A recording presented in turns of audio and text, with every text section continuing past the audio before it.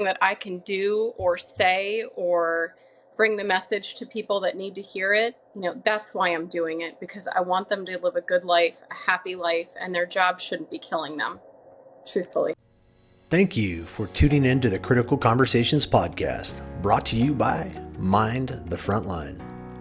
Established in 2023 as a 501c3, Mind the Frontline is your ally in the journey to support those who selflessly safeguard our communities. Their core mission revolves around pioneering innovation and research, education, and overall well-being specifically tailored to healthcare, military, and public service frontline first responders. The Critical Conversation podcast is a dedicated space for police, fire, EMS, allied health workers, dispatchers, air medical, and military personnel, along with their families. Here, we dive into the heart of the matter, tackling essential topics such as mental health strategies, recovery methods, treatment options, the latest research, and professional development opportunities.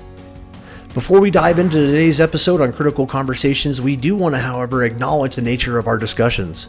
Some of the content discussed may be triggering or intense as we explore the challenges and the triumphs within the first responder community. We recognize that these discussions may evoke strong emotions or memories.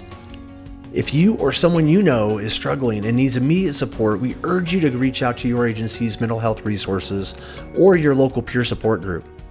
In time of mental health crisis, you can always contact the National Suicide Prevention Lifeline by phone or via text at 988. Please remember you are never alone and help is always available. At Mind the Frontline, we are more than just a podcast. We are a community committed to fostering resilience within the entire first responder family. So whether you're on the front lines or supporting those who are, we invite you to subscribe, engage, and be a part of this vital mission. To learn more, please visit us at www.mindthefrontline.org. Now let's dive into today's critical conversation. First responders, listeners, and Mind the Frontline members, welcome back to another episode of Critical Conversations by Mind the Frontline. Today, I'm honored to have a panel of guest speakers who bring their knowledge and their experience to our ongoing mission of fostering resilience within the first responder community. Our guests today are David Doshenier, Stacy Raymond, and Bonnie Rumley, hosts of the Responder Resilience podcast. It's an insightful podcast that sheds light on the challenges and the triumphs of firefighters, EMTs, dispatchers, law enforcement professionals, and you can hear firsthand accounts from their community as finest as they discuss critical conversations of on the job and they share their experiences. David Doshenier is a retired fire lieutenant, EMT, and Grammy Award nominee with over 21 years as a leader in emergency services. As a fire officer, he frequently responds as a shift commander and incident commander. He's a producer and the co-host of Responder Resilience. And that is a national podcast, folks, that you guys do not want to miss out on. So if you have the opportunity after you listen to this, jump on over. We also have Stacy Raymond. She's a clinical psychologist in private practice for nearly 24 years. She is a trauma specialist and an approved consultant in EMDR. She's the daughter of a retired police officer and U.S. Marine. Stacy dedicates her half of the practice hours of working directly with first responder and military veterans. Stacy is also one of the co-hosts of Responder Resilience. And then additionally, we have Bonnie Rumley. She is a licensed clinical social worker specializing in the treatments of adults, adolescents, children, and first responders. Bonnie worked in the Newtown treating trauma directly after the Sandy Hook school shooting and is an EMDR therapist. She is a clinical director of the Fairfield County Trauma Response Team, which treats first responders for PTSD and trauma. Bonnie is also a 21-year emergency medical technician and a retired chief of her EMS agency. Bonnie is also one of the additional co-hosts of the Resilience podcast. So make sure you guys check that out. You can look at it at www.respondertv.com. And with that, let's go ahead and jump into today's episode and get some valuable insights from our guests and our panel. Welcome to the show, David, Bonnie, and Stacy. David, do you want to go ahead and kind of just introduce yourself to our viewers and our listeners? Tell us a little bit about yourself as we kind of go around the room and learn more about each of you and the Responder Resilience podcast. Yeah, thanks, Chris. Thanks for having us. And this is going to be fun because we're kind of operating as a panel where we're usually on the other side of the mic operating as the host. So, we look forward to sharing some insights into what we do and how we got to where we are. It really boils down to, we hear first responders saying, or maybe Stacy and Bonnie hear it more than we do. The first responders tend to get into the profession because they're trying to like be in a position where they can fix things. And maybe growing up as children, they were in households where it was chaotic, it was dysfunctional, and now as a first responder, they have some control and power and influence over righting wrongs and solving problems and fixing things. Well, I think my motivation for getting into this podcast with Stacy and Bonnie is that as an officer in the department I worked in, we didn't really have any training on mental health. We didn't really even know what the resources available were other than EAP. And situations come up when you're in a position of leadership and supervising people where, you know, they're human beings. They have problems, family problems, money problems, sleeping problems, health problems. And I guess unless you're like a, you know, a savant, these are things that we really need to know as supervisors and leaders. And so I felt like I didn't know that. It really wasn't until I met Stacy at a presentation that the organization called Fairfield County Trauma Response Team made in my department and showed me what EMDR was and what health, mental health resources were available after a critical incident, or if someone needs one-on-one help. All of a sudden my eyes were open. And so my mission with the podcast is really trying to fill the gap that I had as a leader, where I didn't really know or understand the mental health resources available. And now I kind of want to, you know, shout it to the rooftops and spread the word and, you know, make sure our brothers and sisters know what's out there and who's out there to support them in their journey. So I can Awesome. add. I love can that. add to that, and in that, my perspective, I think, started with the fact that, you know, I was raised by a police officer who is a Marine, and certainly from that generation, you know, because my father is 87 years old. They didn't talk about anything that bothered them. They just kept it to themselves. And I saw that the stress that gave my father, and I imagine, you know, he experienced a lot of post-traumatic stress. So that was an impetus for me to, you know, as I became a trauma therapist, to kind of gravitate toward that population. First responders, I do see veterans, I still see civilians as well. But to give them an avenue to get help, because here they are the helpers, but there's also this resistance because they come in, they solve other people's problems, and then they go home. They don't necessarily take care of themselves or see themselves as possibly being deeply affected by what they've seen, what they've smelled and touched, and etc. So the numbers of deaths that they've encountered, could be child deaths, suicides, homicides, you name it. All of that adds up. And I started to really think about it, like, who's there for them? And so, you know, that's when I became involved with Fairfield County Trauma Response Team. And then the podcast developed after that, when David approached me and Bonnie. I also felt like I wanted to do even more, and I started my own charity called Responder Wellness Inc. And we'll, you know, when we make, we don't pay, the board doesn't make any money, anything money that we either receive as donations or that we earn at our fundraisers, we give right back to the first responders. So it might be in the form of low-cost gym memberships, or you know, ballistic vests for not just police but the canines as well. People, we can't forget about them, you know, because they're going into the line of fire too, and they need protecting. You know, we have a boot program every year where we put $2,000 toward new station boots, and we have events where we bring first responders together to have fun, you know, just to have fun.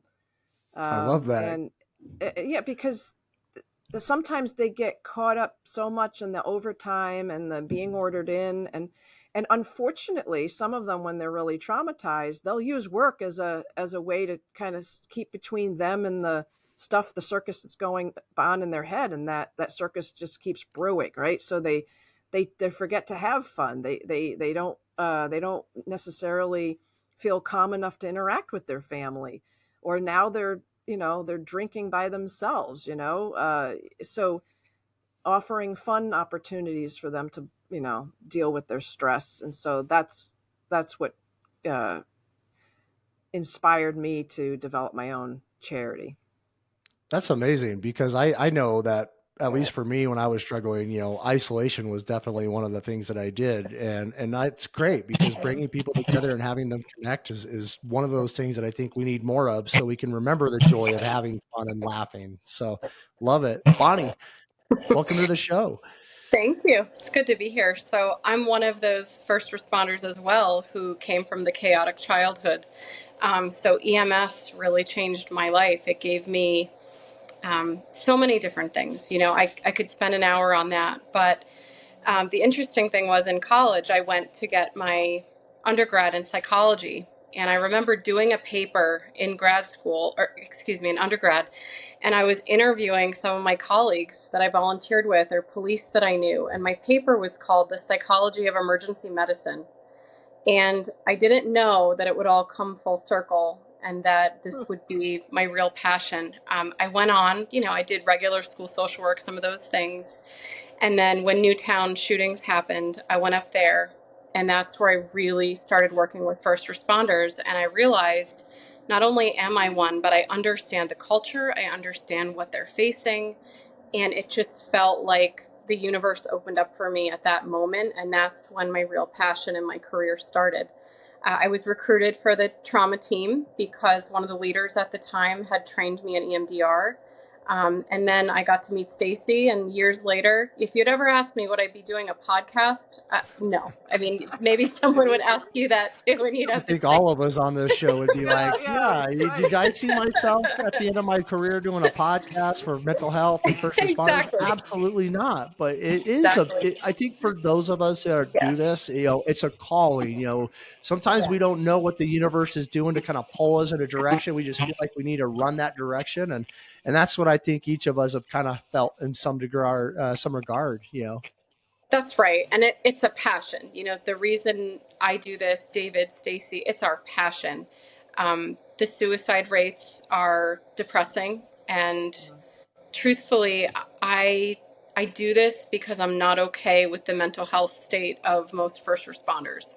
So if there's something that I can do or say or bring the message to people that need to hear it, that's why I'm doing it, because I want them to live a good life, a happy life, and their job shouldn't be killing them, truthfully. I absolutely love that, Bonnie. I mean, your purpose, is amazing because, just like you shared, I'm tired of people, I'm tired of the suicide rates. I'm tired of losing my Yes. friends within the first responder community, whether they be police officers, dispatchers, lifeguards, ski patrollers, it doesn't matter. If you walk this line and you're in service of others, we forget to take care of ourselves. And the longer I feel like you do this and the more trauma that you absorb and more energy that you absorb, it just makes your backpack a little bit heavier and heavier as we go throughout the career. So I love Right. your purpose and what you're doing. And I think it's great because when we start talking about today's topic about building resilience and some effective ways to manage stress and promote mental well-being, a lot of people,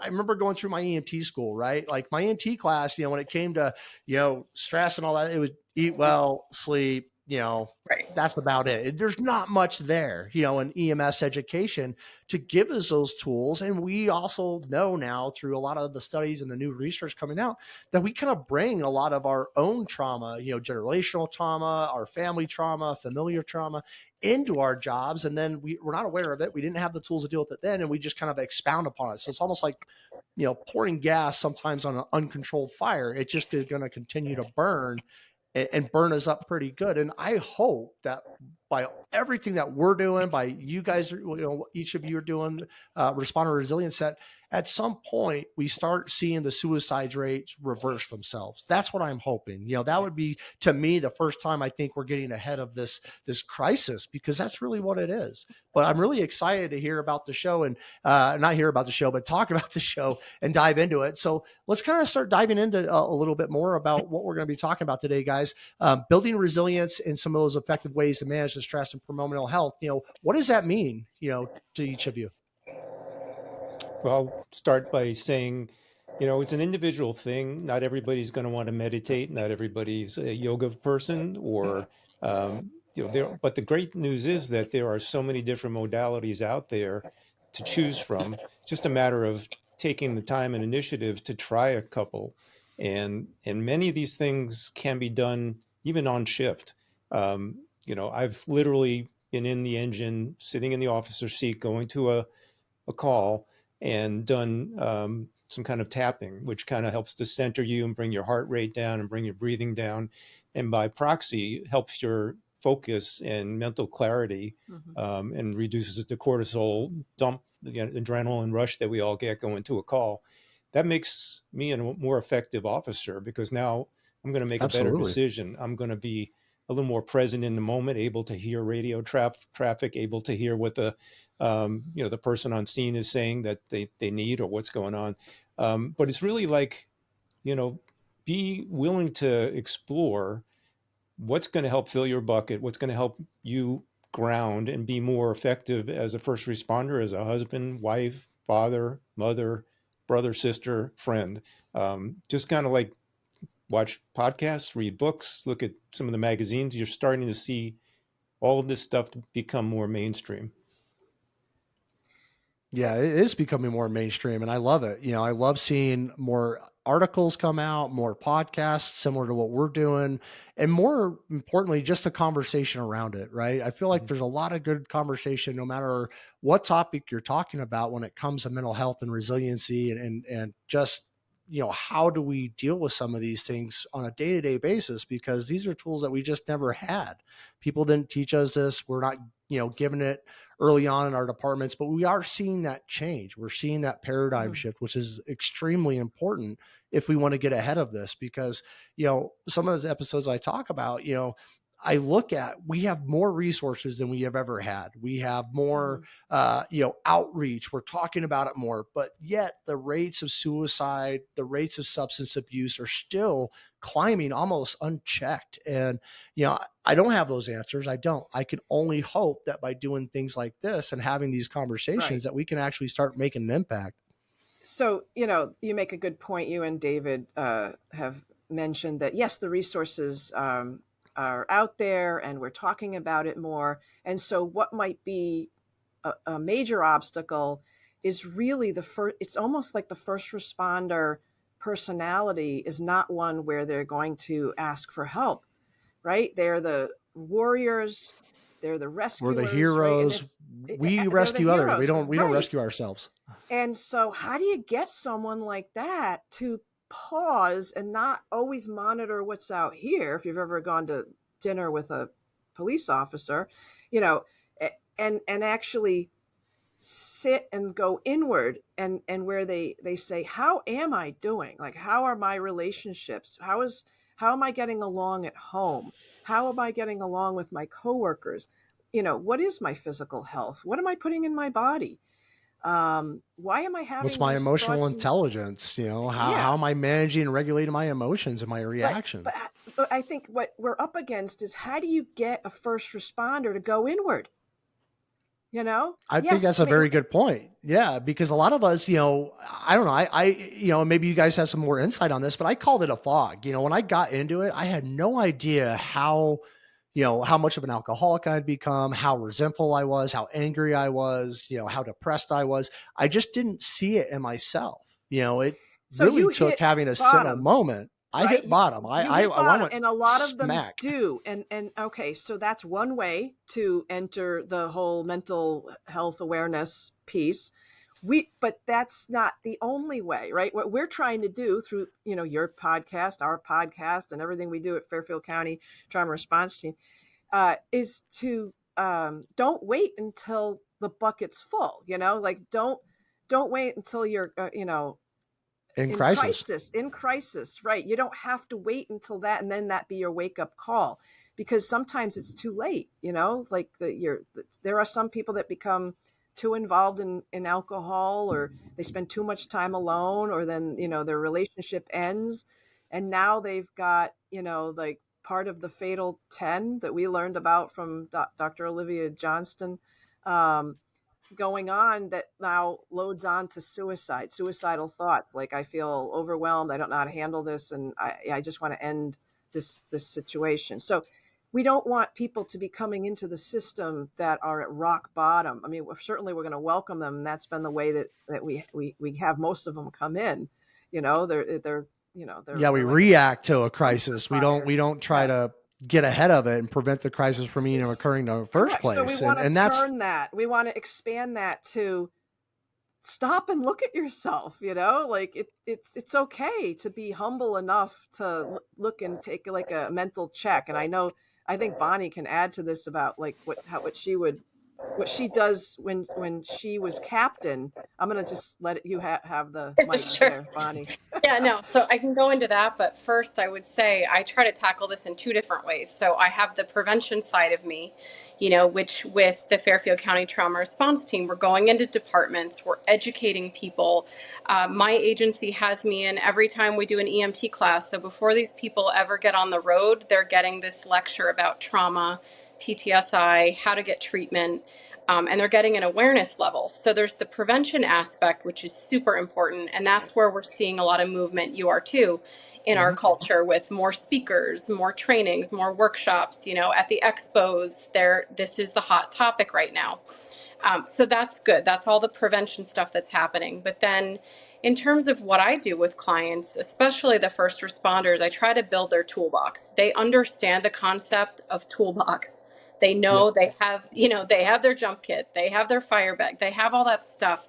So I use those analogies with them to say, okay, we're going to just add more stuff in here because you never know when you're going to have to do that underwater rescue or, be on the RIT team. We have to add and add and add. So I try to get them to think of alternatives. It's not just, okay, I want you to eat healthy, but we talk about nutrients, we talk about food. How do you do meal prep ahead of time? We talk about Reiki, acupuncture, regular massage. I mean, there's so many different things. It's not one thing. And for any of us working with any clients, every single client is different. And what their recipe is going to be different from the next one. So I try to expose them to as many different things as possible because it's usually multiple factors that make a shift in someone's life. And for myself, when I was captain, we call it captain. But it was really, I had to do self-care because that job was 24/7. And when you have the radio on 24/7 and it never goes off, there are times, you have to go and tend to your family. And those were times where I would ask the people under me, I need you to listen in. I need to disengage from this for 24 or 48 hours to refill my bucket. Because if I don't have a bucket, I can't give anything to anybody around me. And I'd like to think that because I'm a trauma therapist, it helped me in that job because did I ever get depleted? Yes, of course. It was COVID. How could we not with the volume that we were all dealing with? But I was a living, breathing example that I could show clients. Like, look, I'm doing all of this, but I'm still making time for X, Y, and Z. Still taking care of yourself, and putting yourself first. And, it's just like, I use the racehorse analogy. I feel like a lot of first responders because you mentioned that, hey, this is who we are, right? I equate them to a racehorse. They are dialed in, they are really good at what they do, and they just want to go, go, go and help others. The problem is, and especially what I ran into is, like you mentioned, hey, if I need overtime or I need more money, like, what am I doing? I'm working more. I'm picking up overtime. I'm just go, go, go, go. Like the longest on duty with zero downtime was 28 days for me, 28 days straight of just running calls nonstop, up, and everything that goes with that, broken sleep, not eating well, not decompressing. And it just continues to grow, and just like a racehorse, they do a lap, they're down for a week or two, to recover and get back so they can perform at peak performance. Right. But what we often do as first responders is we're going, call after call after call. Then we get home and it's stress with whatever life is throwing at us at that time. And then it's back to work, go, go, go, go, go. And so we're not taking that time to refill our cup.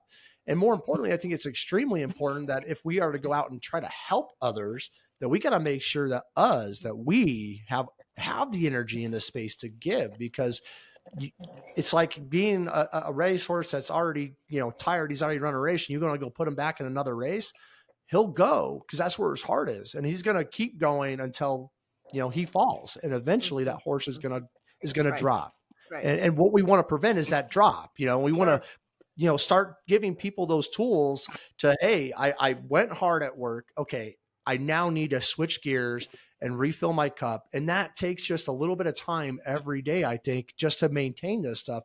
So you don't hit the bottom of the barrel or, like me, fall flat on your face and get into a crisis situation. And now you're just scrambling.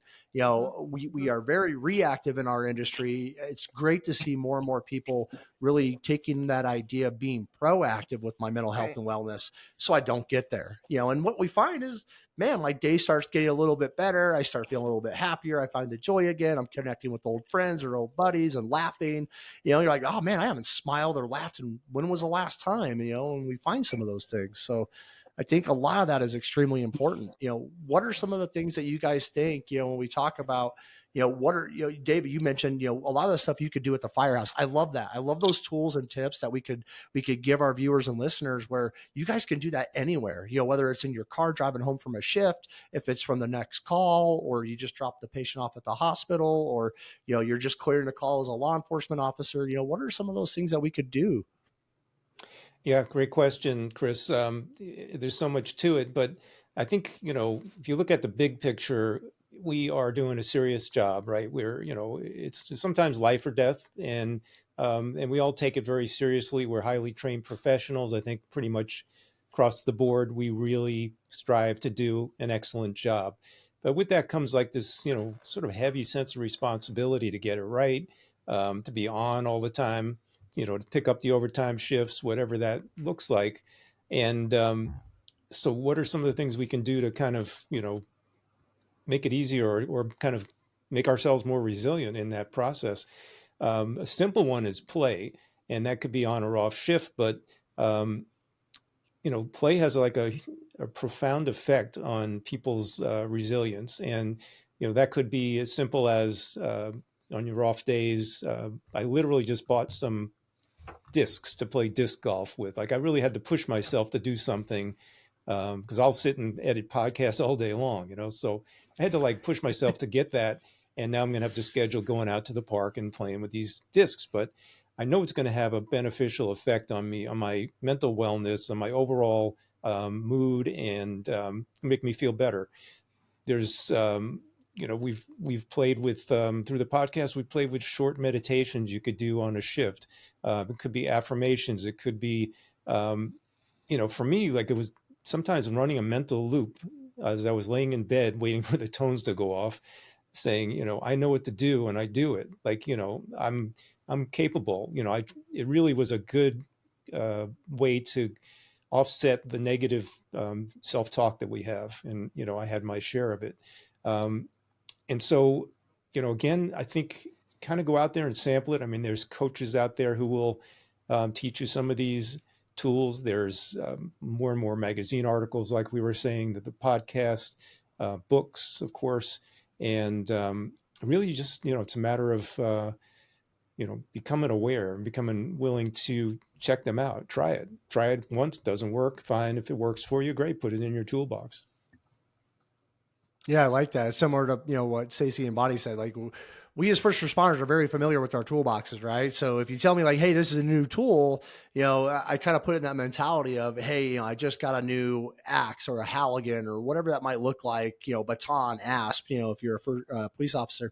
But at the same time, it's a tool that I can try. If it works, great. I keep it in my toolbox. If it doesn't, I move it to the side and hopefully I replace that with something else. But we have to have these tools that are readily available, and you have to practice them. More importantly, you just can't have a tool that just sits there in the truck and you never use it. You never check it. You never pull it out. You don't even, so we have to, dive in, and that takes commitment on the first responders part. How do we get these first responders to really try to start committing to some of these tools and these resources that are out there, so we don't get them when they're in crisis? Because I'm sure Stacy and Bonnie would love these first responders that come to them before they hit the crisis mark. Correct. There's probably a Yes. lot more that we could do, because then we don't have to see the pain and they don't have to go through the pain, right? I know I've been there. I've been at the bottom of that barrel. I've been alone. I've been isolated in the dark place where my negative self-thought is really, really kicking my butt, and I'm having these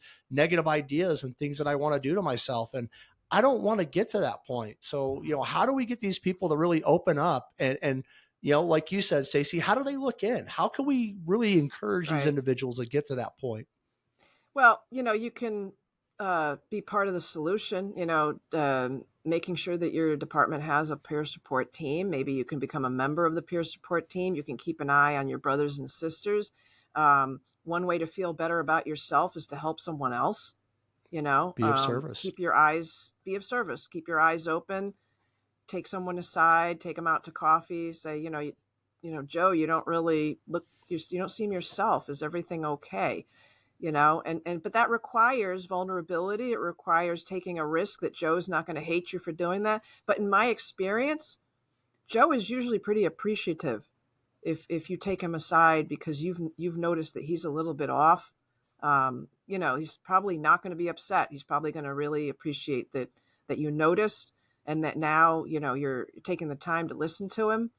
And if you're a peer supporter and you're aware of, programs or resources in the area, you can point them in the right direction, and then you can feel good about, helping out.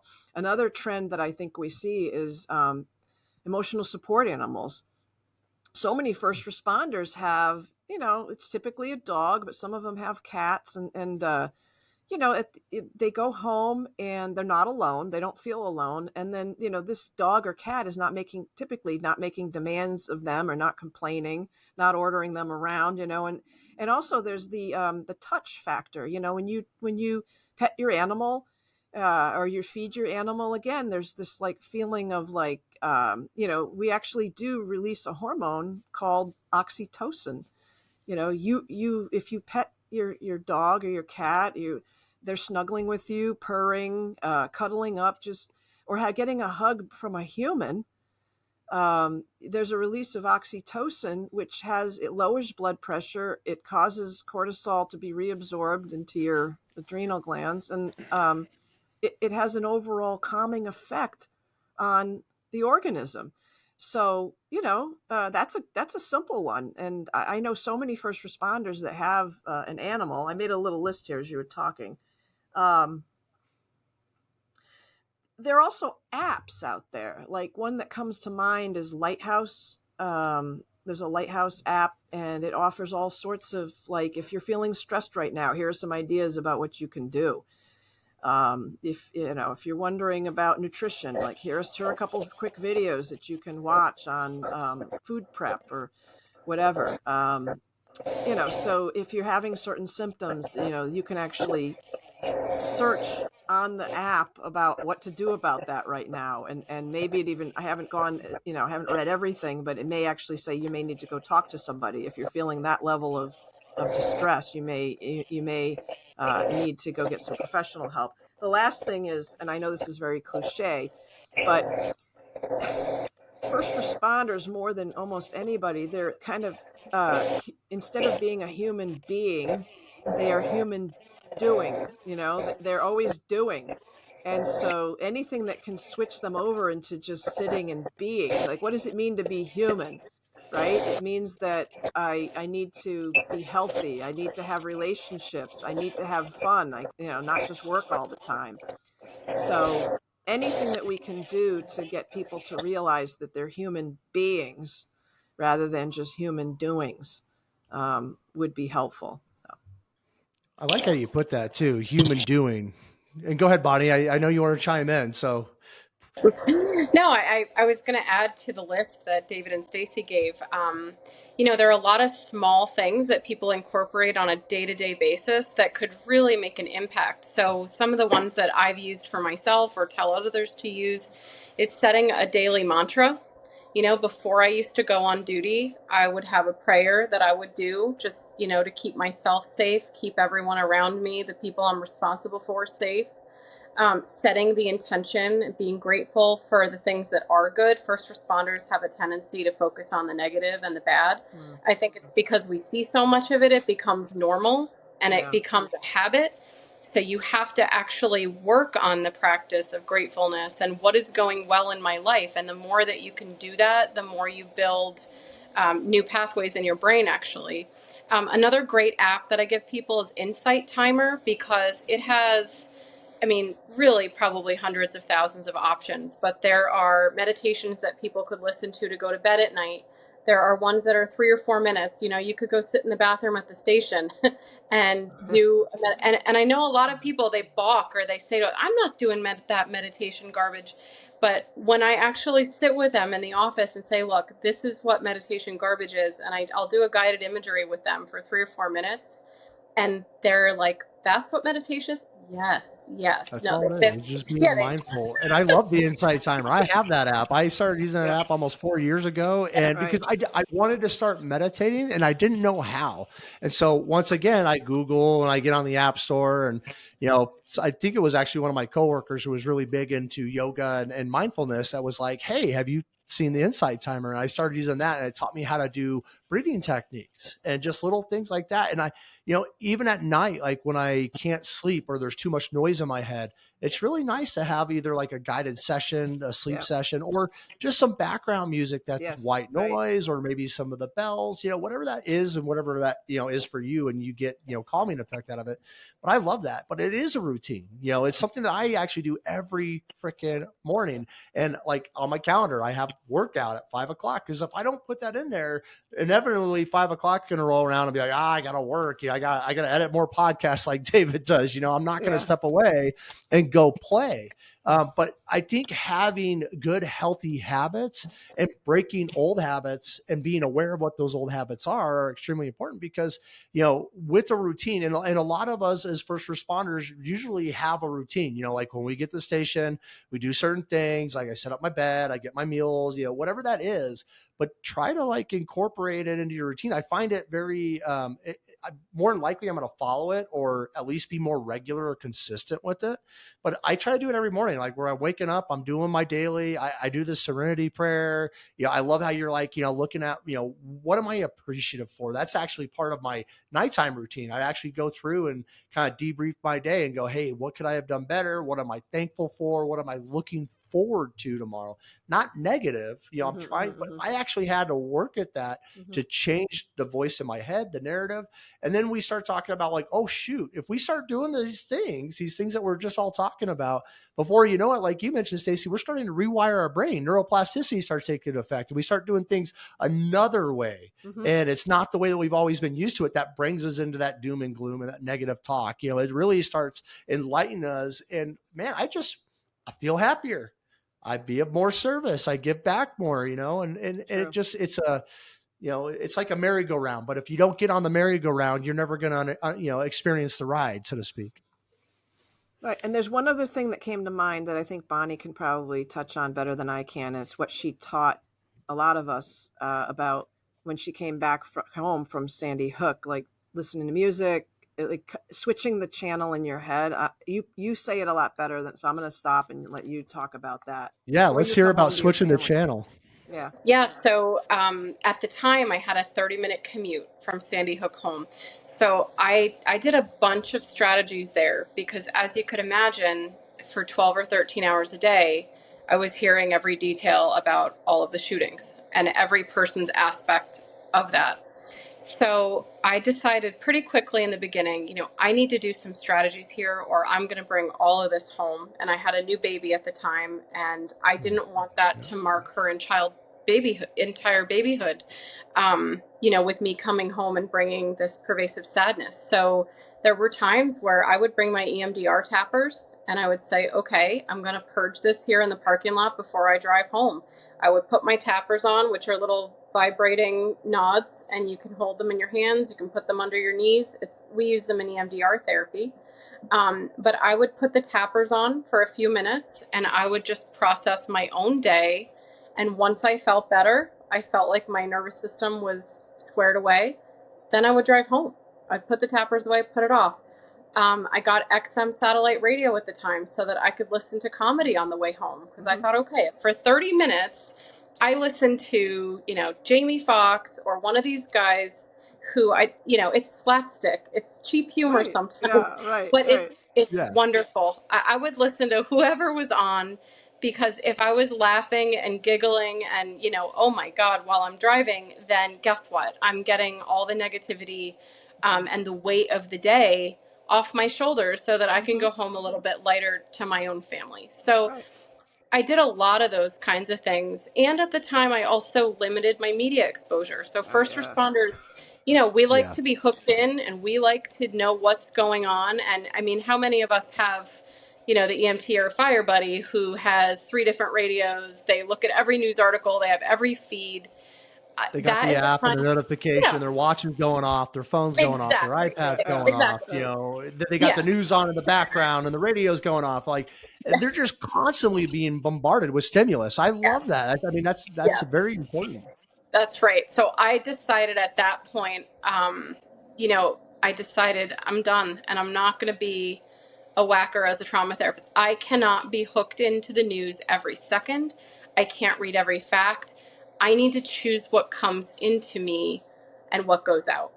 And so when I took really good control of that, um, that's how I was able to do that work, because I made really stringent boundaries for myself. So that can be applied to first responder world too. You can limit your access to certain things. You don't need Broadcastify and 3 radios all at once. Maybe there's an entire night you turn it all off. You have to make those boundaries to protect yourself. And I think that people aren't given the permission to do so or the education to do so.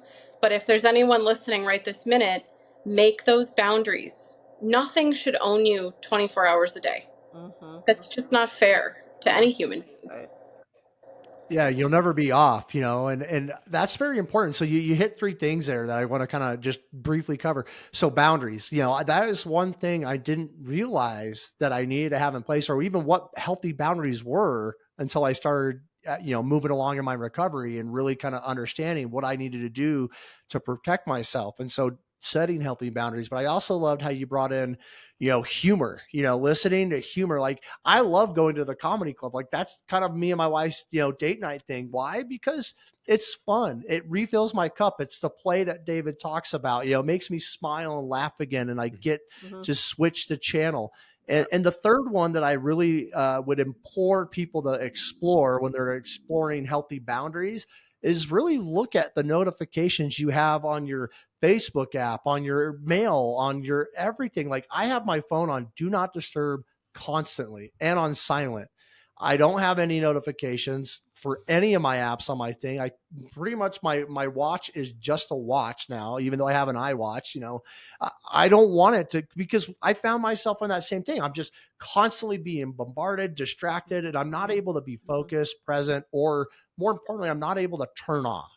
And if I don't turn off, we already know what's going to happen to the brain. It's going to get fatigued, and it's going to continue to get fatigued. And you're not going to have the opportunity or the perspective to really open yourself up and have that opportunity to look in, or, really dive into what else might be out there, because you're so hyper focused on all the stuff that's going in the world, going around in the world today. And, like for right now, with the Israel Hamas war, Ukraine, like there is a lot of negative stuff out there. Right. And then we throw that with what we do on a day-to-day basis, which, Right. we see the worst of the worst sometimes, and we deal with horrible people or horrible patients, and they're not respectful of who we are. And it just, they take and take and take. And so if we as first responders, don't give ourselves the opportunity to make these boundaries and do some of these practices where we can really make an impact right now, literally right now, on our mental health and well-being, you're like that racehorse that's just, you just keep running the track over and over and over again. And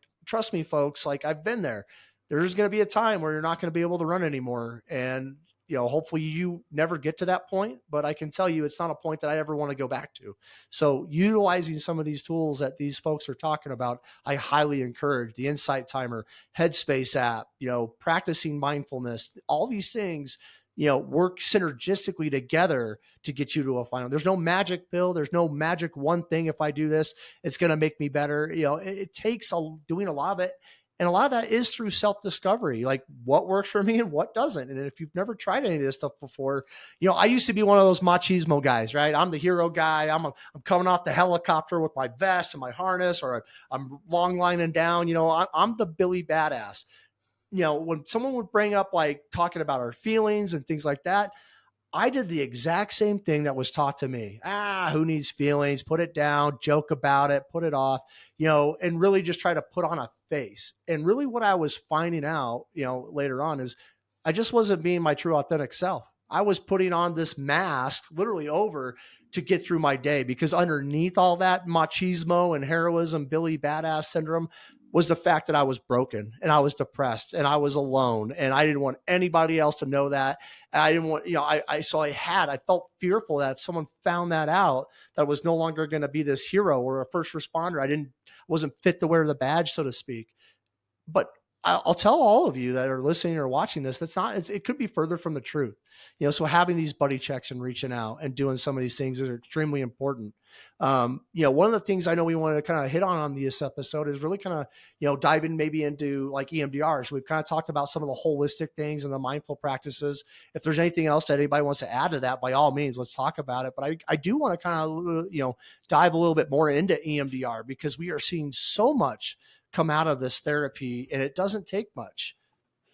Yeah, I'll start with that, and just to respond to what you're talking about, Chris. The other piece that we could probably spend an hour or two talking about is sleep, sleep hygiene, Yeah. sleep habits, and we probably can't do it on this episode, but I'll say that there is some really groundbreaking, cutting edge information out there about sleep. Dr. Matthew Walker, his book Why We Sleep. He's got a podcast. And actually, Chief Dina Ali just did a conversation with Matthew Walker. She's an amazing, knowledgeable person in her own right. But if you can watch it, I believe it's on Fire Engineering. It will definitely give you cutting edge, up-to-date information on sleep hygiene and habits as it relates to our profession that can make a profound difference in your health and mental well-being. Because poor sleep is being linked to cancer, it's being linked to tendency towards Alzheimer, dementia, and Alzheimer's is another thing I was going to say. Cardiovascular disease for our immune system to recover, and as it relates to EMDR, it's also has profound effects on processing events during the day, including trauma. So, to segue from there into EMDR, I'll just cover it from sort of the client perspective, the patient perspective. In my career, I had some calls, and even before my career, I had childhood and adult experiences that stayed with me throughout my life. And at a certain point, that negative loop that creates pain and emotions that are distressful, it gets old. I mean, you just kind of want to be rid of it. And thankfully, learning about EMDR through our podcast and meeting Bonnie and Stacy, I was like, let me give it a shot. And so I did a number of EMDR sessions to process some stuff that was job related and other things that were related to my past. And I found it to be highly effective and quick in terms of processing and dissolving some of the charges. I call it a charge, but it's that thing that keeps it like rooted in your brain and mental state, where you're laying in bed and thinking over and over, ruminating about this call that didn't go right, or something that happened earlier on, or somebody pushes the button that triggers you into anger or fear or resentment.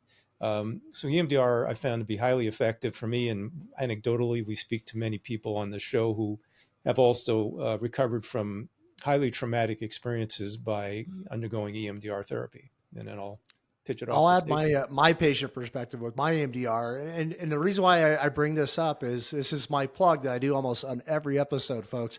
If you don't have a therapist, it's extremely important to maybe start looking for a therapist, because when you're in crisis, it's going to take you some time to get in and see someone, and that is not the time you want to be able, to be looking out for someone who might be able to help you, because it may take a couple of counseling sessions with different therapists to find one that best connects with you. It also, when I talked about, before we started the show, we talked about some of the landmines I'd stepped on in my recovery. And one of those landmines that I landed on was just that. It was my first experience to EMDR. Now I'm going to play devil's advocate here. The reason why is I had a therapist who, you go, you look at your health insurance, and this is how I did it, right? So if you're looking for a therapist, this is exactly how I did it and fell on this landmine. I looked at my health insurance, went on my health insurance website, looked for mental health providers in my area, and then started looking under a first responder, right? I found one that advertised and communicated that they had worked with first responders and had all this experience in EMDR and things like that. And so I went to their office, and in that very first session, they decided to try EMDR on me. And I had never done EMDR. I was in crisis and fairly far down the rabbit hole. And so, but I was willing to do anything at that point, because I knew what the alternative was. Right. So the alternative was I wasn't going to be here anymore. So yes, let's go at it, and so I'm listening to this therapist. She's walking me through it.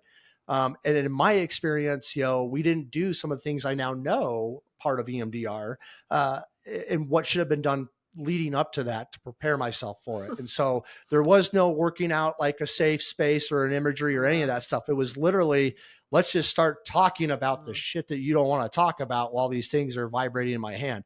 There was no like leading up to anything. And I actually got very triggered, had a complete breakdown and a panic attack, to the point where it very well scared her to the point where she wouldn't see me anymore. And while I asked her afterwards, where did you learn about this? She had just taken a weekend course at a conference, literally not, more than a month ago. And so the reason why I say this, and I try to be the devil's advocate, is because these are the type of folks and therapists you will find out there. They really don't have the experience that they broadcast, because just like we're saying, like mental health, we're seeing the trend and we're seeing the movement. So are business people. And they're there to make money, and we got to be careful with that. But I have found since then really good success with the EMDR. But I like to share my story on my initial thing, so people, they are at least a little armed with some information and knowledge of what they might step on, and hopefully don't step a landmine. But do your homework. Look at these individuals, look at their websites, and really understand where is their background coming from. Where did they get their training for EMDR? What makes them qualified to be a first responder focused therapist? How long have they been working with it? Like, I finally found a therapist that, man, she worked at the Department of Corrections, worked at the jail, worked for Salt Lake City PD, and she was their trauma counselor. And man, she is phenomenal. But it took me 6 counselors to finally find that one. And that's not everybody's story, but that is what I hear a lot of people that run into. They find these therapists, or like my ketamine experience. I went to a ketamine clinic. They talk about all this ketamine, and come to find out they were just a ketamine startup, and they didn't have a nice environment. They didn't know what to do. I didn't have any resources. I just went in for session 1, and they squirted stuff up my nose, and I went for a trip. Okay. So I had to come out of that trip. So I just like to educate people of what they might run into. So, and that's also why I say start now. So EMDR, yes. And let's hear more about it. But I wanted to play a little bit of the devil's advocate so people can understand what they might run into. And it's okay, because that was a challenge for me. I didn't stop looking. Some people might have been like, okay, I'm out. I'm never doing EMDR again. I'm never going to talk to a therapist again. And who knows? Maybe they self-recover, or we also know, and I look at what the statistics tell me, more than likely they're going to continue to fall and fall deeper and deeper. So Chris, I just want to say that's the value of what the Fairfield County Trauma Response Team does, because they are bringing clinicians into fire departments, police departments, EMS, where, that's where I made the connection. I saw a clinician speaking about EMDR, was clearly qualified, clearly had cultural competence, and clearly could, I felt comfortable with connecting with in that clinical situation. But you're entirely correct. It's buyer beware. You have to do your due diligence, vet the therapist, and make sure that, even if it's somebody that is qualified and culturally competent, they might not be a match. So, sometimes it's not the first therapist, but it's so valuable that an organization like Fairfield County Trauma Response Team will do this outreach where you're bringing it to the department and allowing first responders to become, familiar with the clinicians and the process right there in person. So the couple things that I want to say that we have, I think, 3 podcast episodes that speak to EMDR. So if any listeners are interested in that, and just David or Bonnie jump in if I don't get the title correct, but there's part 1 where Bonnie and I are talking about EMDR and the nuts and bolts of it. And then we get even deeper into it in another episode where, again, it's Bonnie and I, and David is asking us questions, and we discuss specifically how EMDR is effective for first responders.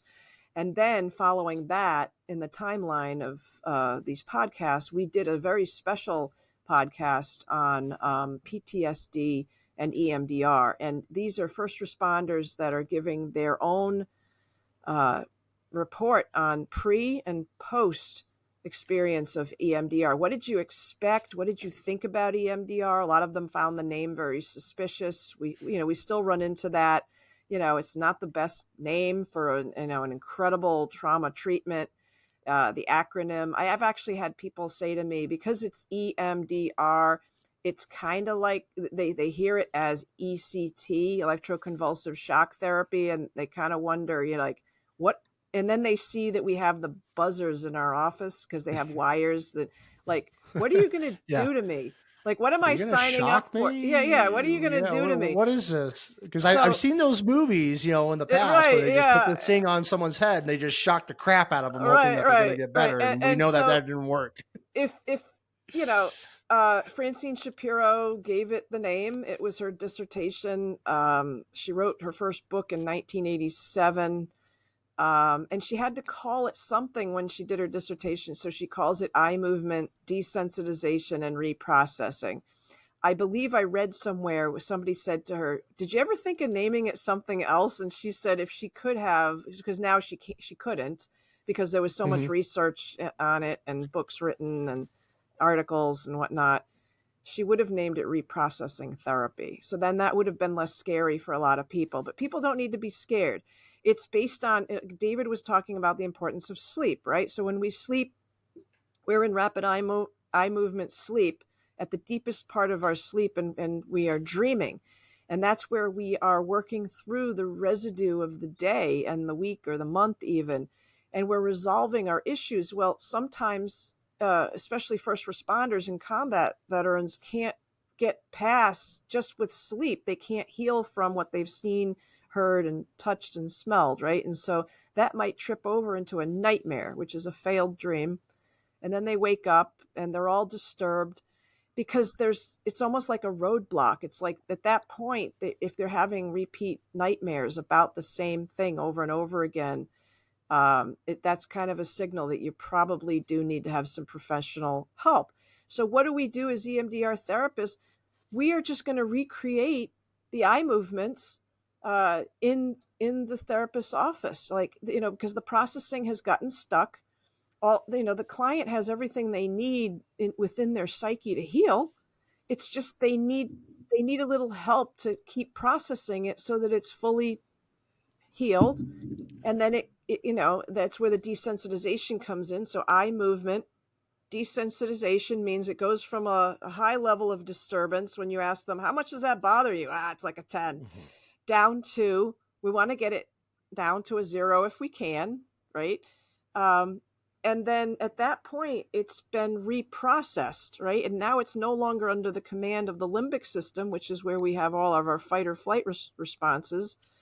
That's why, you have pieces of things coming in, and that's why you have all of a sudden you're sweating, or all of a sudden your heart is racing, or all of a sudden you're incredibly angry, and you may not really understand why. Right? And that's where a lot of people feel like they're losing their minds. No, you're just having a fragmented, undigested experience of a bad memory. That's what's happening to you. You're not losing your mind. Your mind is actually trying to heal it, and it's stuck. It's kind of like having an old computer that just, the wheel keeps going round and round and round. Yeah. Not talking to you, Bonnie, at all. Yeah. And that's what it is. Like, it gets stuck, and I can speak to those nightmares. Like that was what I was having. I was having some very, very intrusive, disturbing nightmares where I would wake up 1 o'clock in the morning, 3 o'clock in the morning, 4 in the morning, and I would be covered in sweat, screaming sometimes, like, and it scared the snikes, the shit really out of my wife. My wife did not know what to do when I started really going into that traumatic event, because at that point I had several, that this was the year where I pretty much worked my 28 days straight. And 2 months later, I'm really, really starting to pay for that.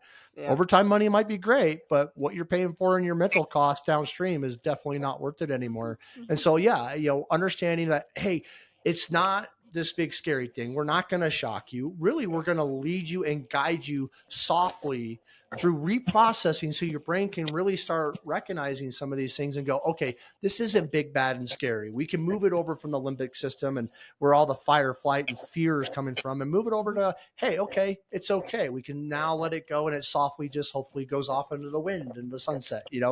That's hopefully the goal. Well, here's the other point about first responders needing to be present.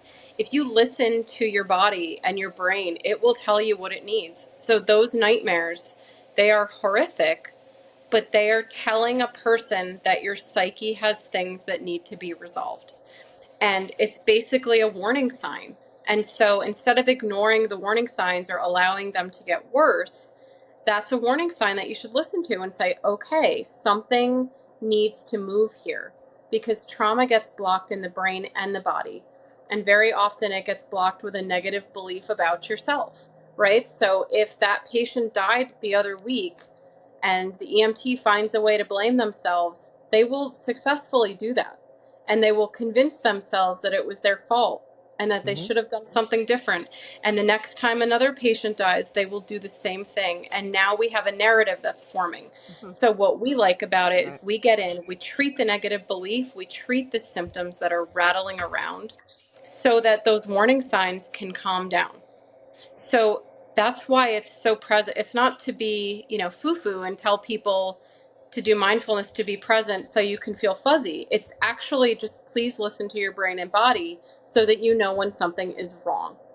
And the other, to your point about the therapist piece, yes, are there therapists who say they work with first responders and they really don't have the cultural competency? Yes, you're absolutely right. But we want people to grill us. Stacy and I, anyone on our team, please call me. Please ask questions. We'll answer whatever we can. If we don't know something, we tell someone that. I think that for first responders, you can smell when something is off.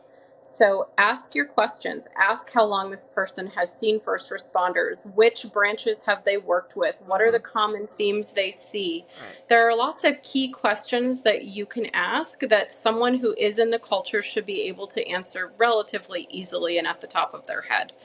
A lot of times people make these choices monetarily. So it's whoever the insurance covers. And we get that, but I think sadly to make the decision based only on that, you might get led into a place where you may not get the quality that you're really looking for. Yeah. And keep in mind that if you're worried about the finance of it, well, EMDR is probably the quickest, well-documented, well-researched trauma treatment out there, right? So it's going to take less sessions and cost you less money, eventually, than compared to, say, talk therapy. So you might as well do it right for a whole year. Yeah, you can do talk therapy for a whole year. Whereas if you start with EMDR, hopefully you can resolve that in a couple of weeks. And now you're just kind of moving on now finally into maintenance mode. Whereas talk therapy 12 months later, you might be still trying to resolve the trauma from 12 months ago. Correct. And you're right. It's like David mentioned, it's not just sleep, it's listening to your body, right? What we feed. I just watched, You Are What You Eat on Netflix. That was a great docuseries, which also kind of really drove home to me, like the importance of my diet and things like that go into this. And so when you look at EMDR and all these things, it takes everything together. But EMDR, finding therapists that are out there, and I know, I was an EMT basic once, right? I knew nothing. I was messing up and tripping over myself, not knowing how to operate the gurney, so we all got to start somewhere. I just like to arm people with a little bit of knowledge so they don't have this expectation they're going to go into someone and it says, hey, I'm first responder, qualified, or I work with first responders, or I know EMDR. I don't want them to go in, because sometimes, even though we seem like we are educated people, sometimes we are naive at the same point. And so I do think it's extremely important, like David, Stacy, and Bonnie said, to really ask these key points in question. It's just like you're interviewing for a job. Interview them, understand who they are, what they focus on, what their character is, what's their purpose, what's their mission, because you will find people that are really genuine, and while they may not have the culture, they have actually, like, their purpose behind it, and the education and what they've done to get there is actually really good. And I have no qualms with that. But then you have other people that are, just trying to skirt the system, and they're trying to falsely advertise what they do and who they are and what they represent. And those individuals could lead you down a path that, may not be conducive to your recovery. And so understanding those differences, but EMDR has been phenomenal. I do want to ask both of you, Stacy and Bonnie, have you guys seen, because, a lot of complaints that I get from some first responders, including myself, who are always busy, time's kind of a factor, can we do EMDR, through virtual sessions? Is that something that's an option? Yes. So if you had asked me before the pandemic, was that an option? I was very, very skeptical of it, and I was not interested in it at all. But when the pandemic happened and all of a sudden people call for help and all you have is the computer screen, we made it work, and it's pretty incredible, but we all learned really, really fast and adapted. There are all kinds of apps. I know Stacy uses one where she would have clients trace a blue ball back and forth on the screen. I'm a little bit more old school about it, and I learned how to work with the lag in my own technology and my own computer so that I would be able to time the eye movements properly in front of the client's face. I'm feeling better Hey, already. whatever works. Hey, that's the name of my game.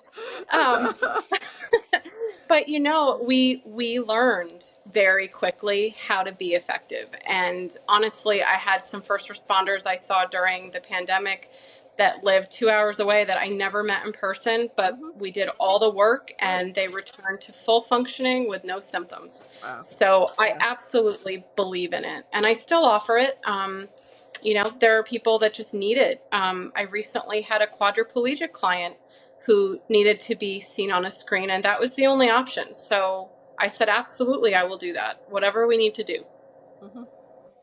And I second what Bonnie just said. I don't think I have anything to add to it. I mean, I've done plenty of virtual sessions with first responders and civilians, and it's just as effective.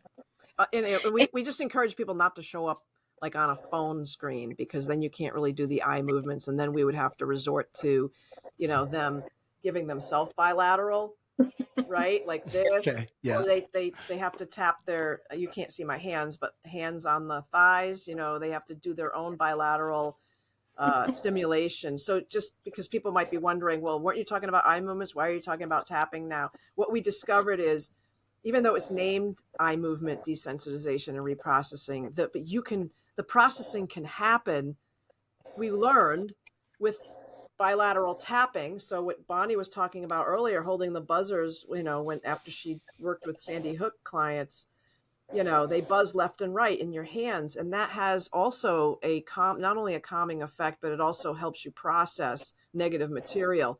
And then with 911 dispatchers, I would have them wear a headset, and it's a binaural tone. So, left, right, they hear in their head. Left, right. Because their trauma is audio.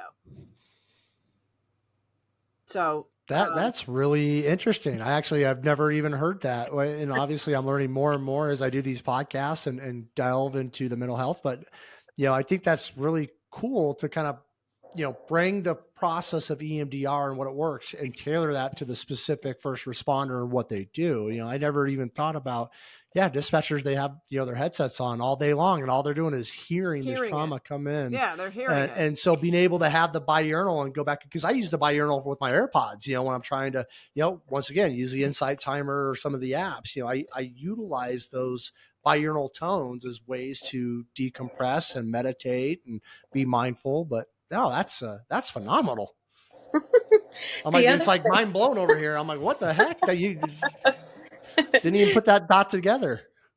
The other thing to remember with EMDR therapists is we've all had EMDR. It's a requirement for us. So we have to understand how it feels if we're going to do it to people. So we all have that awareness, but the same way that I was encouraging people to talk to the trauma therapist and ask about their first responder knowledge, I would do the same thing with an EMDR therapist. How long have you been practicing EMDR? Are you certified with the governing body? Do you attend regular CME, or not CMEs, but I have my EMT brain on, but do you attend regular workshops and things like that to make sure that you're staying relevant with new protocols that are coming out? The other thing I really stress with first responders is we have a protocol called RTEP, the Recent Traumatic Event Protocol. And if we can hit you before that memory gets into the long-term memory bank, we can take care of it in sometimes 2-3 sessions. Really. So we tell people, you don't have to tell me your entire childhood, but if this call is haunting you, let's work out that call, and then we can move forward and you can go back to having a normal life. Because there really are some people that just get extremely disturbed by calls here and there, and you take care of that. And for others, the call is the straw that broke the camel's back, and now we're dealing with childhood too. I think those are good points because, and that's what it was for me. It wasn't like, hey, it was one call. For me, it was one call that broke the camel's back, but it was the multiple calls behind that really led to, okay. And obviously me not taking care of myself and things like that. It was a perfect storm is what I call it, because if you're not working on yourself, you're not offloading, you're not, giving yourself the time to reset and recalibrate, and you're just go, go, go. And you're that racehorse. It's only a matter of time before you drop. And that could take any little thing, any little trip. And for me, it wasn't even a bad call. It was just a pediatric call that I really, really attached to, with the scenario and the event. She ended up being, for the most part, fine during the transport and all that. But that call kind of, I guess, woke up a lot of the other similar calls that were like that were unresolved and not yet processed. And that was what broke the camel's back.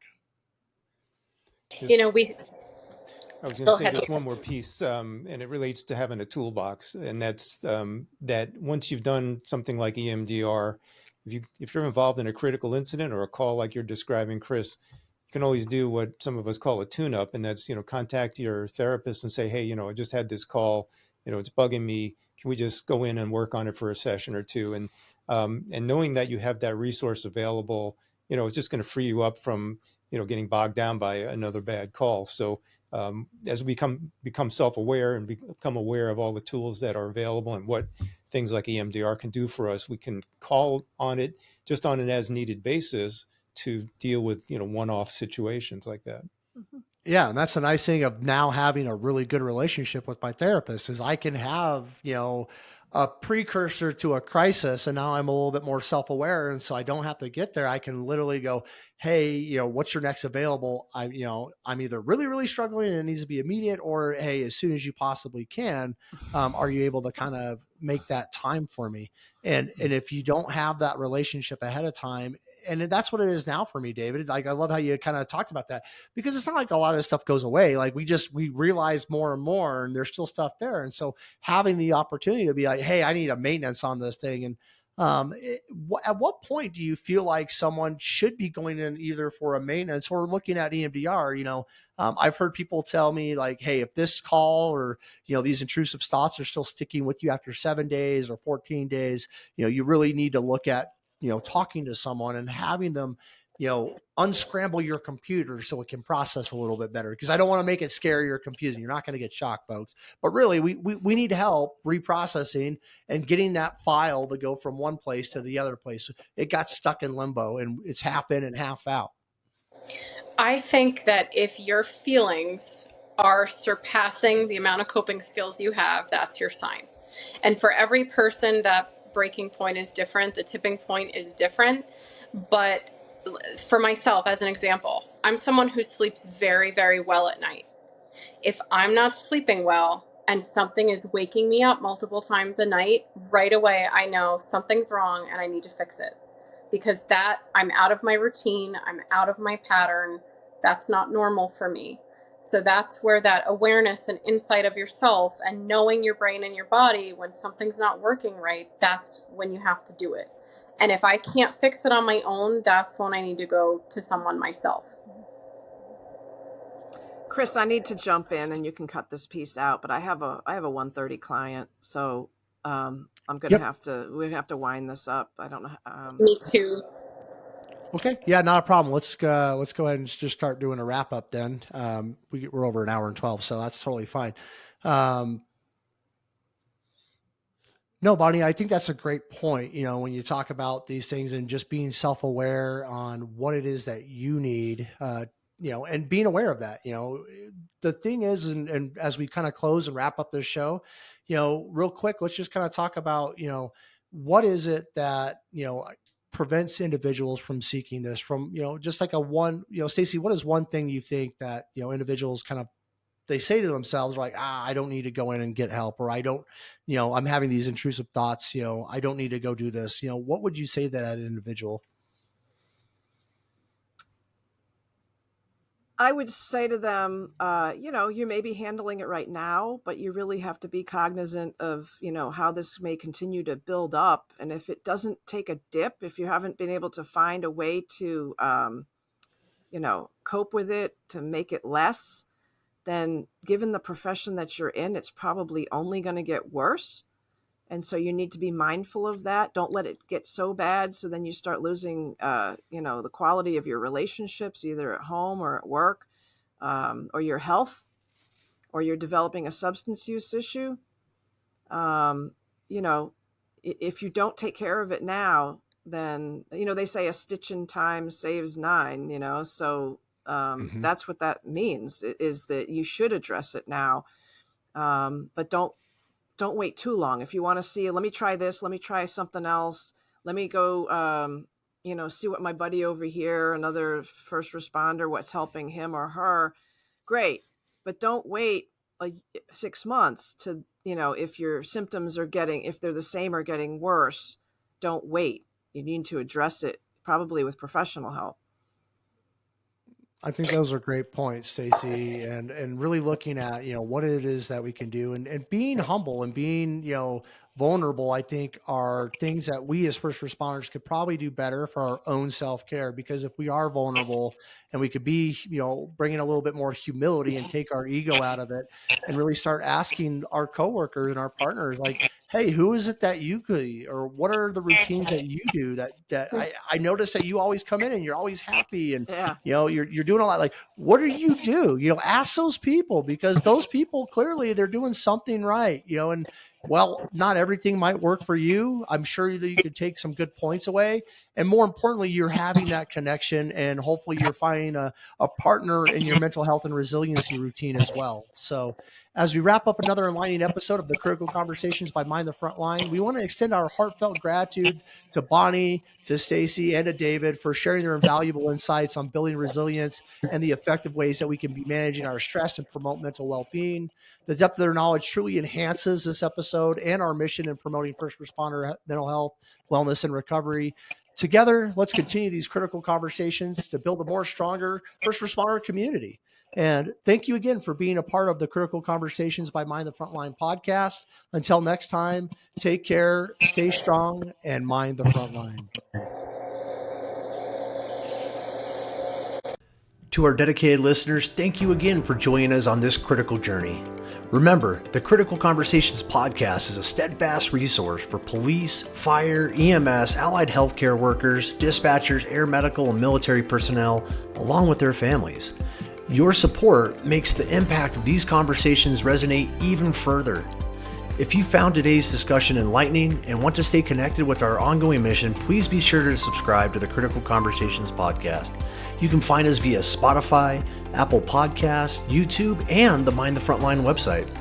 Your subscription ensures that you will never miss an episode, and it's a powerful way to show your commitment to fostering resilience within the entire first responder community. For more information and additional resources, visit our website at www.mindthefrontline.org.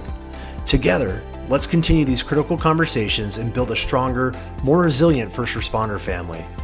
We thank you for being a part of the Critical Conversations podcast. Until next time, Take care, stay strong, and mind the front line.